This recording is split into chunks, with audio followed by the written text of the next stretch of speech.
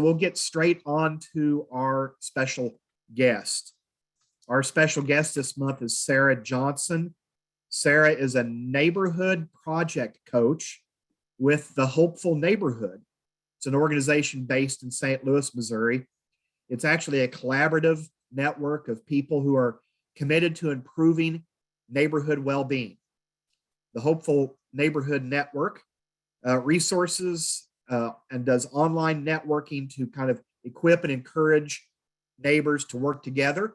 And what I love about the Hopeful Neighborhood Network is that they really focus in on asset-based community development principles and looking for the gifts that your neighbors can bring to your neighborhood.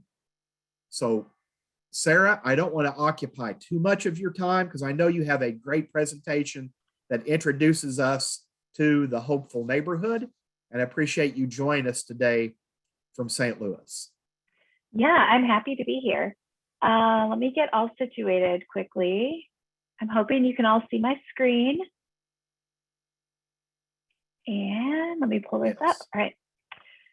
Well, thank you, David. I'm really excited to be here. I love all things neighboring, so this is a good fit. But I'll go ahead and just get started. So I joined the Hopeful Neighborhood staff about a year ago after 10 years of community development work in a nonprofit here in the city of St. Louis. And while I work in this arena professionally, my first love really is my neighborhood. I live in Benton Park West. It's a neighborhood in South City, St. Louis, home to Cherokee Street, if you're familiar. What I would say are the best tacos in the city, and a whole lot of quirks and many artists. And it's just a really fun, quirky place to live. I really have an interest in how small local connection and interaction is really a valuable means to building stronger neighborhoods. So that's kind of where my interest and my heart lies. But as far as the Hopeful Neighborhood project goes, we seek to inspire and equip everyday people to pursue the common good right where they live. So while our resources and all of our tools online are really helpful or can be helpful for organizations and larger networks, at the heart of our work is individuals who really want to faithfully live out the vocation of neighbor. So it was written with that in mind and developed with that in mind. Everyday people doing good in their neighborhood. And so as we get started today, you've already shown me you're all familiar with the chat. So if you would do me a favor and just drop in the chat your answer to this simple question. How do you describe a hopeful neighborhood? What are some indicators, phrases? What comes to mind when you think of a hopeful neighborhood? Just drop them in the chat and I'll read a few. Okay, I love that. A neighborhood that has dreams, a real world social and support network, open-minded, a positive culture, willingness to work together, neighbors who help each other. I love a group of people with community pride. I think that's great. Trust. Yeah. So these are all really great examples of what you might find in a hopeful neighborhood. When we talk about a hopeful neighborhood in our context, we have some founding principles, some things that actually we consider to be indicators of a hopeful neighborhood. So first of all, a hopeful neighborhood is where possibilities are the focus. A hopeful neighborhood is one where neighbors look at what's strong and not what's wrong. We call that asset-based community development. You're looking at what is there, what are the assets and the gifts already available to you. And this isn't blind optimism. It's not turning your eye to any of the needs or frustrations of your neighborhood, but it's about an overall mindset where a hopeful neighborhood maintains a focus on abundance and considers all of the gifts and assets that it already has. A hopeful neighborhood is also where everyone's gifts are shared. In a hopeful neighborhood, we really do believe that everyone is a gift with gifts to share. And that means the young and the old, the rich, the poor, maybe the able-bodied and the disabled, like all the people in a neighborhood have unique gifting, and a hopeful neighborhood makes space for people to use those gifts. So they don't go, gifts aren't hoarded in a hopeful neighborhood, they are shared freely. Another founding principle, is that a hopeful neighborhood is where neighbors value their neighborhood's uniqueness. And I saw that in the chat, someone mentioned like neighborhood pride and this love and admiration towards a neighborhood, even all of its quirks, right?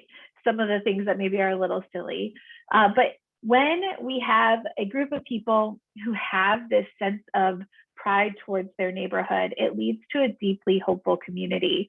It's really hard to feel hopeless when you are able to see all of the uniqueness around you. And then also, a hopeful neighborhood is where neighbors long for their neighborhood's well-being. Hopeful neighborhoods are full of folks who want to see mutual flourishing and overall well-being for everyone. So it's not about me, but it's about us and about how we can work together to build a neighborhood that has all it needs. A hopeful neighborhood is where neighbors collaboratively imagine possibilities. I think at the heart of Hopeful Neighborhood Project is this deep sense of connectedness and collaboration, a willingness to really dream big together.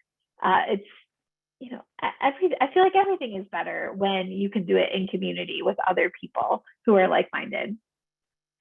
And then lastly, a hopeful neighborhood is where neighbors create and work a plan together. This is kind of specific to our whole method, but the idea is that we really believe that the strongest and most hopeful neighborhoods are characterized by everyday neighbors working together for the common good. So that's what we mean by we create and work a plan. We work together to pursue the common good. So how do we actually build more hopeful neighborhoods? I'm really glad you asked. I know, Zoom is weird, right? Anyway, we have a process. We've developed a 3-step process to help everyday people increase their neighborhood's well-being. The process is simple. Discover the gifts, imagine the possibilities, and pursue the common good. So I'm going to walk you through our process with a story. I feel like that might be the best way to kind of capture how people are interacting with our resources and moving through this process. So I'll start with this. A friend of mine, she leads an intentional community in my neighborhood of St. Louis, so very close to home. And she reached out to me in this early summer and was like, do you think that you'd want to work through the Hopeful Neighborhood process with me and my community mates? A bunch of new people had moved in that spring to this intentional community, and she thought this would be a really great way to get them connected in the neighborhood, kind of build, kind of ease them into neighborhood work. So they all live on the same block, right on Arsenal, and this was kind of a perfect opportunity to see our materials in action. So over the course of several weeks, I coached her community through our process. It begins with tools like the Every Gift Inventory, which are, it's a tool that helps people discover their individual gifts, their unique skills and talents. It considers passions and things you like, and it helps you kind of hone in on what you're good at and what gifts you might have to share. And then also a neighborhood gift map, which was an activity we designed to help neighbors discover the shared gifts in their neighborhood. So things like nonprofits and associations, different people groups that exist in the neighborhood, public places, gathering places, things like that. So this step is really important. This is the first step of Discover the Gifts. because it is the activity that helps shift our thinking from deficit-based, what's wrong, to asset-based, or what's strong.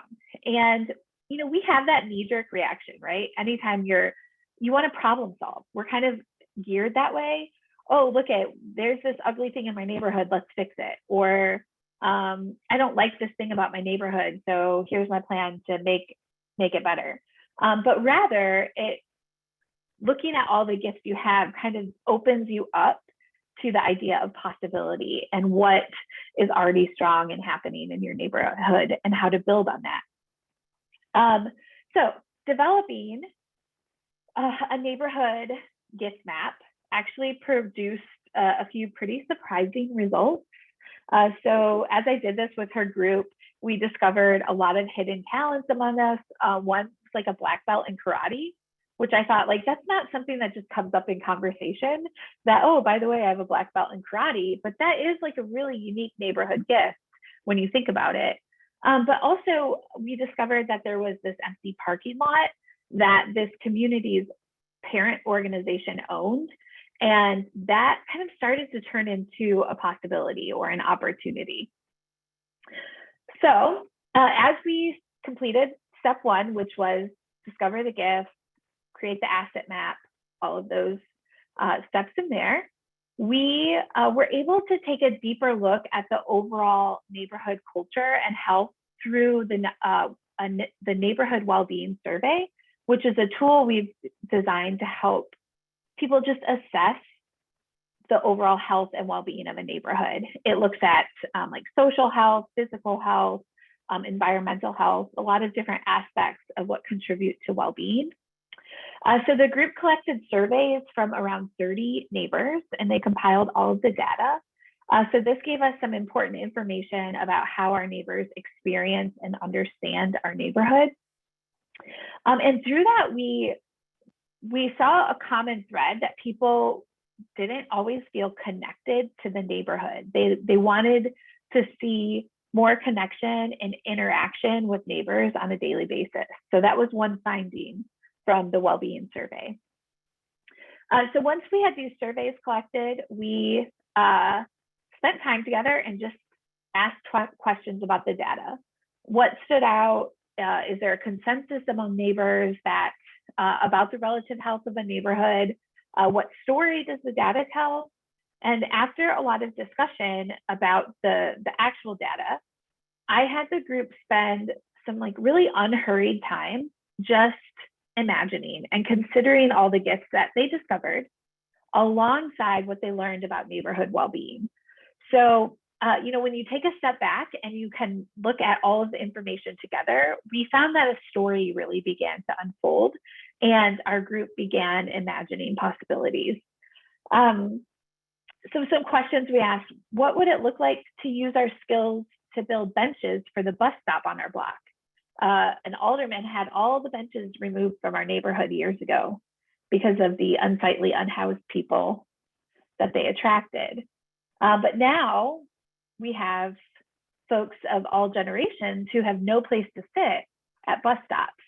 So we thought, what would building benches be something that would make people feel more welcome and comfortable in our neighborhood? Another question: could our little garden be used as a place for neighbors to meditate? Is that even something our neighbors might appreciate? What if we made a gathering space from neighbors out of that old parking lot that we never used? How would that contribute to our neighborhood's well-being? So we call this activity writing possibility statements. On the screen, you'll see that we have a little worksheet for you to actually document some of your process on there. So if you write it down, then you don't forget. If you just talk about it, sometimes you forget all the possibilities you've dreamed up. So this is a way to look critically at the gifts and well-being in your neighborhood in order to imagine maybe potential neighborhood projects and what their impacts might be.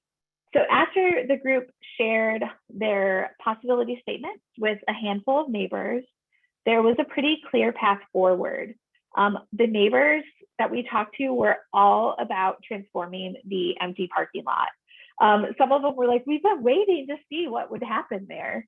So it was very clear to us that that was the way forward, that we were going to figure out a way to make this kind of eyesore parking lot into something really beautiful and something that is truly a community asset.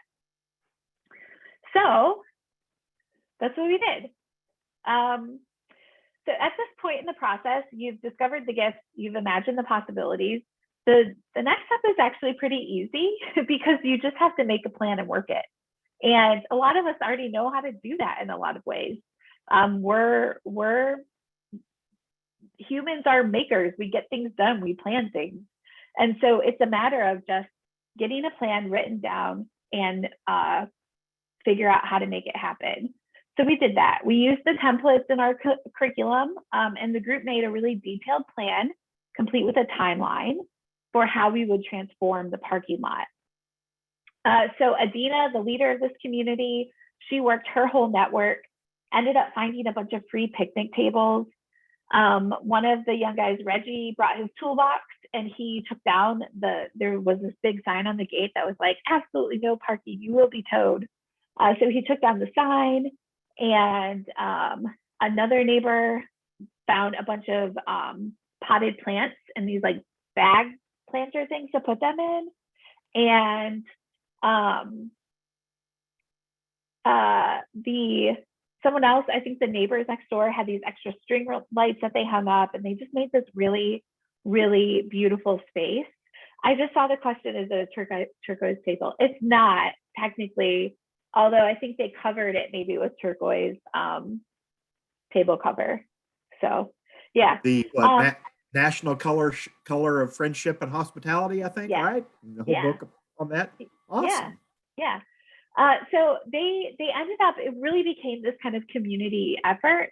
And now, not so much in the exact moment because it's winter, but all summer and fall, whenever I would walk by this parking lot with my dog, I would see people like sitting at the table, sometimes with a deck of cards, or they bring a picnic dinner. And having these like string lights on at night, it kind of created this little like city oasis. And it was really easy for us to see at that point how like this is a pretty small project. It took very little money. It took a lot of connection, but they did it in a day. And yet it really provided something really great for the neighborhood and increased neighborhood well-being in a really tangible way. And it tied back to what they discovered from their neighbors, that they wanted a place to hang out. They wanted a place that was a little more local, where maybe you didn't have to walk all the way up to Benton Park, but you could actually just enjoy it right there. So that's one fun example of how we're seeing people interact and engage with the Hopeful Neighborhood Project. Now that you've seen kind of how people are using it, I want to make sure you know how and where to access all of our resources and how to access the community we're building around the Hopeful Neighborhood Project. All of our resources, including training and events and all of that, which I'll outline in a second, are available on our website and are almost entirely free. There's one exception, and otherwise everything is free and available to you. So when you go to our website, hopefulneighborhood.org, at the top, you'll see members portal. And if you become a site member, you have access to our forums where you can ask questions, get feedback, offer advice, and then also our process. It's that gray box right there, where you can work through our curriculum. You have access to neighborhoods. So if you have a bunch of people in your neighborhood who want kind of a online place to chat and connect, you can use our website for that. And this site member level of membership is totally free. It's just so we know who's accessing it. So that's all available to you. And like I said about that process, each step in our process is housed in a separate module, and you can click through the whole thing before you even get started on planning a project. It kind of reads like a manual or a handbook. It has objectives and goals, some principal worksheets or ones that you can fill out just on your computer, and links to teaching videos throughout. This is what I use, this curriculum that you see here. That's what I use when I coach people through our process. So if I'm working with you, this is what we're referring to and what we're working through. And like I said, this is available to you and free, and you can work through it at your own pace. But you also have coaching available where I can help you work through it as well. Another great resource we have, if you like a more tangible approach, like if you want something in your actual hands, is our field guide. And the field guide includes 6 sessions on pursuing the common good right where you live. We offer a quarterly book discussion on our events page about the field guide. And then our website also houses the corresponding teaching and story videos for each session. So this is a great option for folks who maybe you already have a small group of neighbors together through a neighborhood association or a small group in your church. And if you do have a group together, I'm also really happy to schedule a book discussion with your group. Okay, I'm gonna pop over. I see a question. Okay. Yes. Yeah. So the question is the field guide process and the course the same as the online resource? No, the online resource is more in depth. So it offers a more step-by-step approach. So a great way to use, if you want to use both of them, a great way is to start with the field guide. It'll kind of get you thinking in the direction of Hopeful Neighborhood. And then the curriculum is for when you're like, nope, I'm going to do a project. I'm ready to go through it, and I'm going to use this curriculum. Both are standalone. You don't have to use them together. You can glean a whole lot from both either the field guide or the curriculum, but they can also be worked in tandem. And I'll also have some time at the end for more questions if more come up. So I made sure to save some time for that. The next thing, the next resource we have on our website is a blog where we post weekly stories and tips, how-tos on things that just inspire and equip people to pursue the common good. I wrote a story, David, you mentioned like taking care of the widows in your neighborhood, but I wrote you can see it up there, a note from your grieving neighbor, which was me.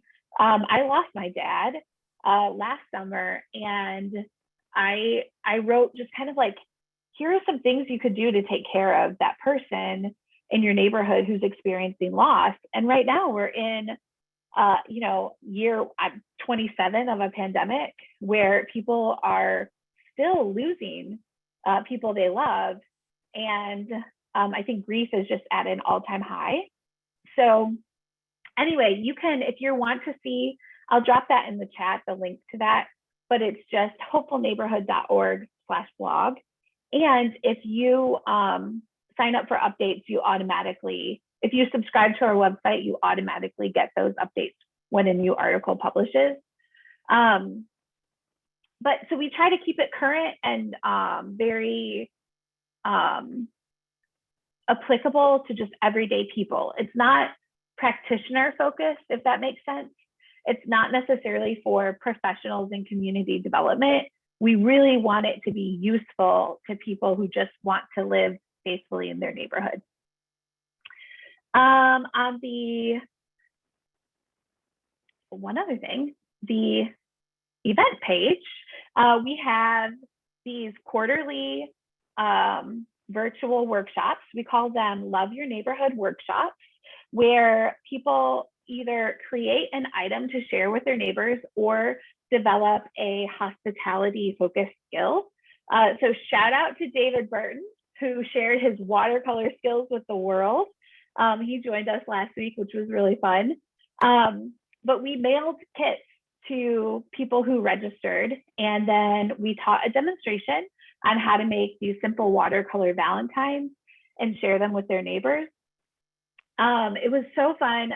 Someone in our group who attended emailed me this photo of her kids delivering their Valentines in their neighborhood, and she said it was just an absolute hit and that people were so thrilled to be thought of in that way.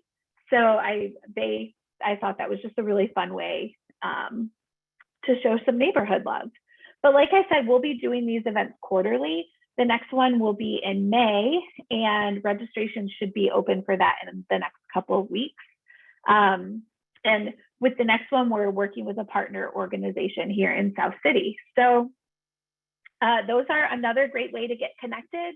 Just if you're looking for ways to find other neighborhood enthusiasts, it's all virtual, so it's very easy to attend right from home. And like I said, they're open to anybody. And then we also offer, with all of our resources, coaching from yours truly. I am the coach. So when you interact with our website, when you have a question, your emails come to me or your chats come to me, and then I help you along. But not only do I kind of work on the back end of the website, I'm available to set up time with you either one-on-one or with a small group to help you kind of imagine how you might want to use our resources. So my services are free and included, and you can just book a time with me. There's actually a place on the website for you to book a Zoom call with me at a time that works for you. The one thing I'll say about the coaching is that it's something I can do with a group as well. So if you already have people together in a neighborhood and you want to get them excited about something like Hopeful Neighborhood, I'm available to help in that kind of context as well. So you're always welcome to drop me a note. We've made it very easy for you to find us on the website. Any form you fill out, any question you answer comes straight to my inbox, and I'm always quick to get back to you. Well, I try to be. I'm generally fast. So that is, in a nutshell, Hopeful Neighborhood. I wanted to really make sure that I left time for questions, to kind of just talk about our resources. If you have specific questions, you can just hop off mute and ask them. Or if you're more comfortable, you can drop them in the chat. But you're more than welcome to ask. I'm gonna. Oh, don't be shy, folks. Jump in there with your questions and comments.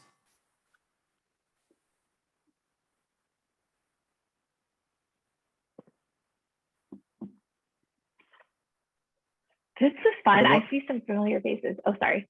I know one of the authors of your book, your founder, Cook, is it Tim Cook? Mm-hmm. Tony, yes. He and maybe another person actually went through the University of Missouri Extension's Neighborhood Leadership Academy program. Maybe at the same time he was kind of formulating this idea, or maybe that came first. I'm not sure which, but there is a connection there, and love to see that connection, and really love the focus on community, asset-based community development. A lot to be learned there. So it looks like there's some questions and comments coming in here. Good. Okay. Do you have to create an account to access the guides on your website? Yes. So if you want to access the curriculum, you do have to create an account. All you need to give us is your email, but you don't have to pay or anything like that. And we don't share any information, just to be clear. We're not selling your emails to anyone or anything like that. Let's see. Joan asked, do assets have to be shared in a group setting? We were thinking about doing something door to door. Joan, I'd love to hear, to get a little more context on that question. So I make sure I'm answering it.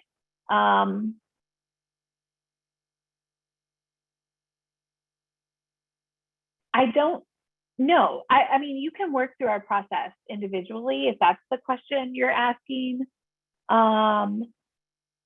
That is the question I'm asking. So we're trying to actually get to know our neighbors. Yeah. I'm in Kansas City in an urban neighborhood, and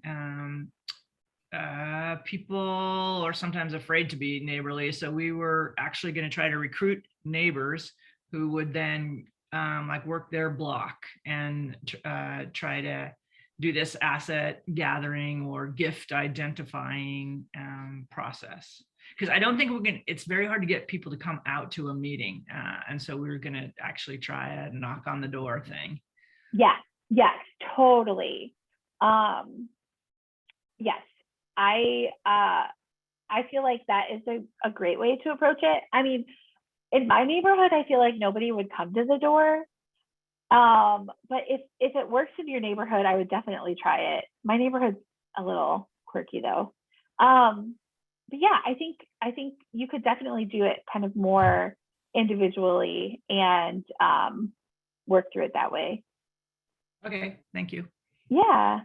Even as the weather warms up, it's easier to catch people outside, maybe doing some things or going to the mailbox. I won't say I stalked my neighbors, but maybe I kind of did. I mean, you become more aware, I guess. You're watching for them instead of just overlooking, and those become opportunities to kind of, it's not the ring in the doorbell, but that kind of begins that connection, so they realize maybe you're not someone to avoid. And then next time when you ring the doorbell, they will answer. Yeah. There is some nuance to it, and anyway. Well, several questions here. Sarah, I'm going to tackle this email one for you. By promoting your email, would we automatically receive lots of emails? I'm on their list. I wouldn't categorize it as lots of emails. Maybe you have an exact strategy. It seems like maybe I get something about once a week from the Hopeful Neighborhood. It's certainly not any more than that, I don't believe. Yes, it is about once a week. And if you are just really opposed to emails, I get it. It's fine. You can register. You can become a site member, and then you can just unsubscribe from our emails, and you'll still be a site member. I don't have a way to, on the back end, I might be able to figure out a way around that, but that would be the easiest way if you feel like you're hearing from us too often. But it's about once a week. Yeah. And from Chet, we have what type of revenue / funding sources and sustainable business model supports your team's work? Yeah, I see Jennifer looking at me. If you want me to introduce myself and take it, I will, or go ahead. Yeah, I would love, I'll introduce you to my Jennifer. She leads Hopeful Neighborhood. So I'm the coach. She's the boss. And I've been silent, number one, because Sarah always does a great job at presenting, and my kids are home on a snow day, so I'm hiding in the bedroom, but who knows what you would hear. So the Hopeful Neighborhood Project was launched out of a sort of Christian mass media organization that has about 100-year history. The history of the organization was very much grassroots organizing. And so as the organization just was looking forward to what does the next 100 years bring, wanted to get back to what in the 21st century, like makes people engage with each other in sort of healthy ways. And so we did a research project. Tony took the class that was mentioned, just spent probably a good 6 months really pouring into what does that look like for people to work together to do some big things in small groups to do big things, and really built the Hopeful Neighborhood Project from the good work of asset-based community development, and looking at gifting, look at using your individual gifts. So it's still supported through that organization. I imagine as more time comes, there might be some more intentional efforts to have fundraising within the actual hopeful neighborhood community. But right now it's a nonprofit that has, that it just is supporting us to be able to do this work without asking anything from the community, just to join and do good work in your neighborhood. Like, that's the win for us. Neighborhood well-being, making neighborhoods healthy with engaged neighbors and increasing that well-being. That's the win for us. That's our metric. And so, and we have a lot of people in our 100 years of history that we've gathered that are willing to support that work. Thank you, Jennifer. I just saw Amy. Jennifer kind of touched on this, Amy, your question about how it first started.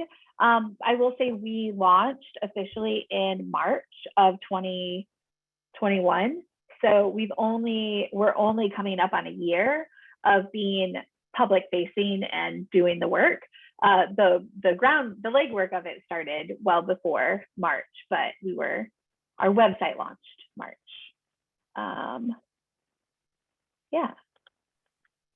Yeah, so I will just say that, the partnership with David Burton, he found us online and reached out to us. We've had a great year of really, just getting people surrounded around this idea, getting our curriculum in the hands of people. We have just people interested at all levels. We've got governments that have reached out to us to use the curriculum, neighborhood association groups, all different kinds of, Christian groups that have church leaders that want to do things in their neighborhood. So all different types of organizations and people have then started to take our stuff and say, how can we apply it? We've always known that this is an iterative process. So we're also trying to learn along the way of, okay, what in our process could be easier? What could make it better for your neighborhoods? What would make it more accessible? What would be tools you could use?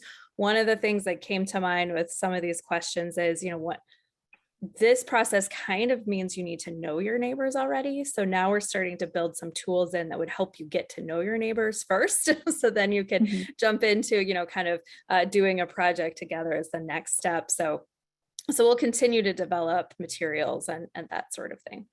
Yeah. I continue to see some questions about the funding, and I'll let Jennifer answer that, but let me say too, as someone who's read through a lot of your materials and someone who works for a university as well, I would describe a lot of your materials in your guidebook as being Switzerland in nature, a very neutral type of approach in nature. And I think when we talk about neighboring, if we talk about it and exclude any sort of faith component, we're missing a part of the approach.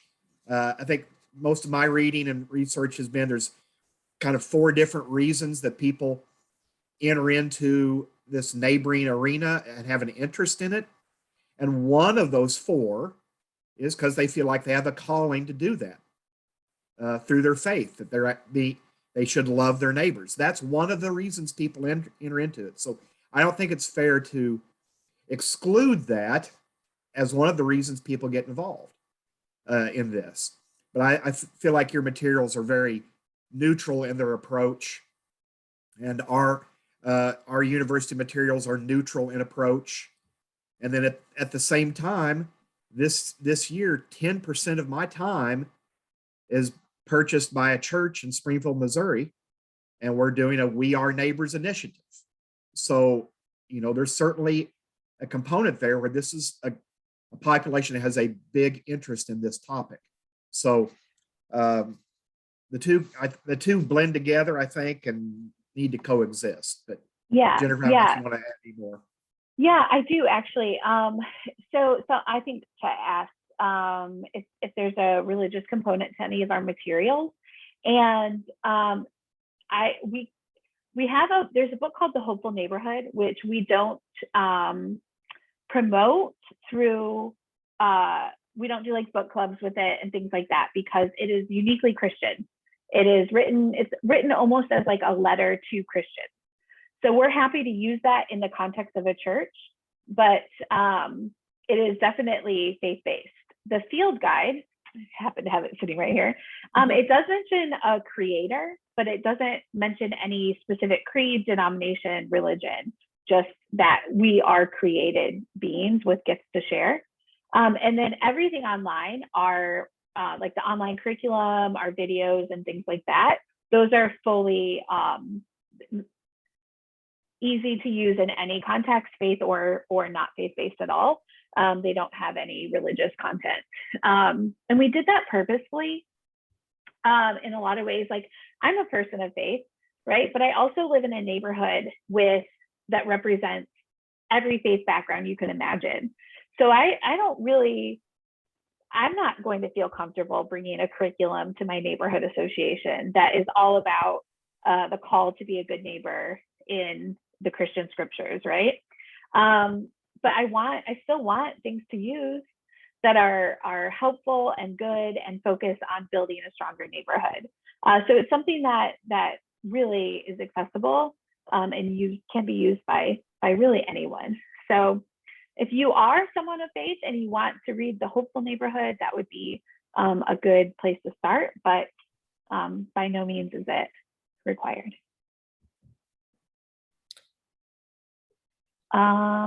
The Better Together. So Better Together is mostly, what do we call it, Jennifer? A monograph?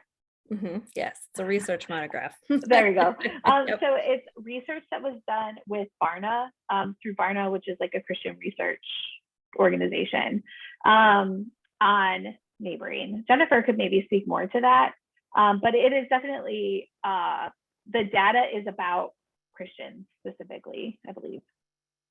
It's the book I referenced the least. Right. Because when we set out, kind of as I described earlier, when we set out to say what is Communities of Action was our title when we started researching what does it take to get people like working together for a common good, which was our start. Now, 100 years ago, that start was people coming together to get our particular denomination out of financial trouble.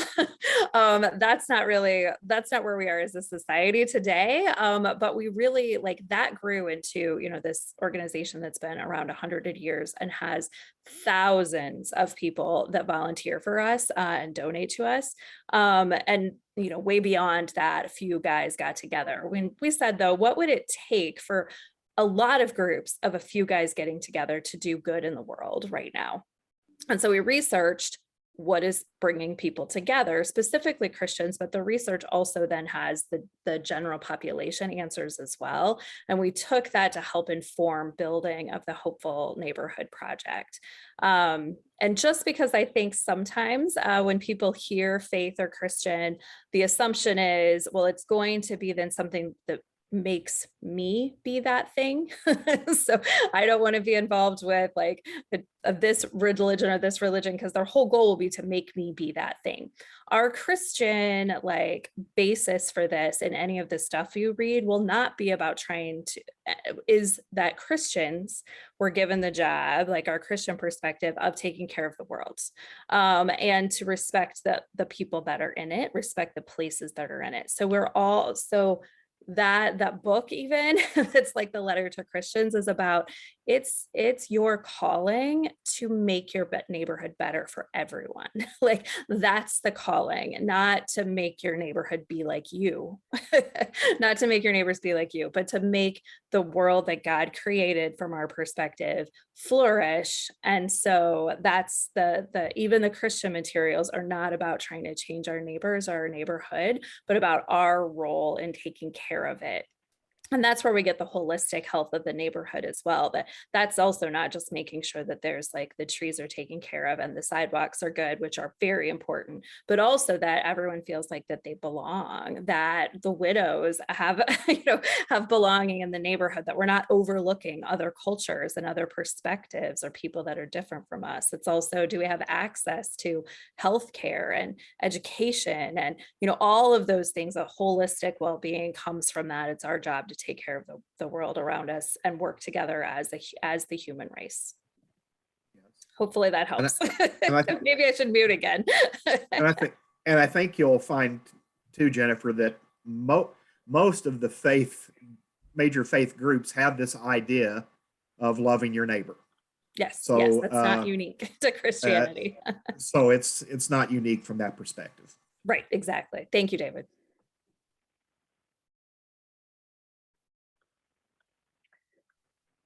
This has been Other really great questions? questions. We're- Not we're- just simple, but deep and great questions. Really Yeah. appreciate that. This is Paula. I have a question around the projects that you help communities do. Are you trying to direct them toward a project that they don't need permission to do? Or how do you navigate that need for permission to activate something? Yeah, so we don't direct them towards one or the other, permission or not permission. The curriculum, the way you work through it makes you look at what are the possibilities, and then you have to, at that point, consider, are there roadblocks? Like, is this something I need permission for? When I'm coaching, I don't direct one way or the other, but I do advise, like, you want to get this, you need to go through the channels, right? Like, no, please don't, I don't know, paint the play structure at the public park, without running that by someone. So yeah, there is kind of a both of those things, but we don't direct people in one way or the other. I will say, projects so far, a lot of people, it's more like the path of least resistance in some ways. Like, some people will come at it and be like, I want to do this and our neighborhood needs this. But a lot of people are like looking for small but meaningful ways to impact their neighborhood. And so we haven't run into a whole lot of big things, but yeah, permits and all those good things. Yeah, like block parties, that's a great one. I might throw out two comments here. My experience in my own neighborhood and the ones that I've been working with, we've had an idea. We've always gone to a decision maker with the city and or park board, as it may be in some cases. So far, we're batting 100% with not only just agreement, but leaders saying, "Man, just do whatever you want. You have our blessing."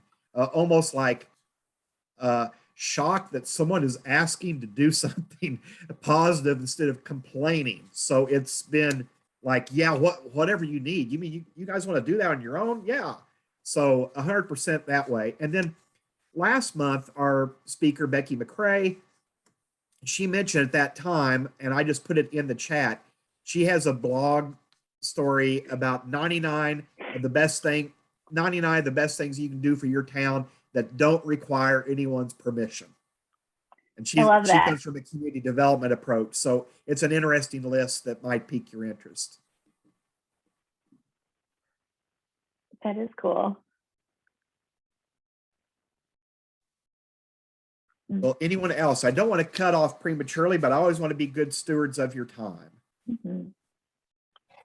I don't have another question. I just want to appreciate this time together. And